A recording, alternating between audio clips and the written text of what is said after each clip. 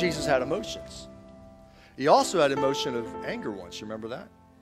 He went into the temple, and boy, he looked, and there the house, he goes, my house shall be called a house of prayer, but you've made it a what? Den of thieves. And so in that moment, there's righteous anger that he displays, and it's like loving Jesus, gentle Jesus, who said, who condemns you, woman? Neither do I. Go and sin no more. And yet he goes into the religious temple, and the religious people are there, and he's like, you've made this a den of thieves, and he overturns the tables. How would you like to have that Jesus that day? Yet he's still the loving, tender Jesus. In that moment, the pure worship, his heart for the purity of God's house and the pure worship had been defiled. And he said, look, we got to set things right and put things in order here. But here's the thing, Jesus didn't stay angry. The anger led him to action. I'll get to that more in a minute.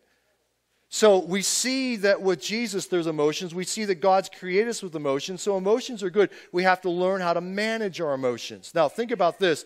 The Father's emotions towards you and I are positive. I always get concerned if somebody comes up to me and says, the Lord's dealing with me and he's telling me this and he's told me that and he's like, and God's angry, and I'm like, whoa. No, God's thoughts towards us are positive. The Lord, the writer of Hebrews chapter 12 talks about how whom the Lord loves, he corrects or he trains or he disciplines, right? But it's always in a fatherly way, a healthy fatherly way, to build, restore, not to break one's spirit, right?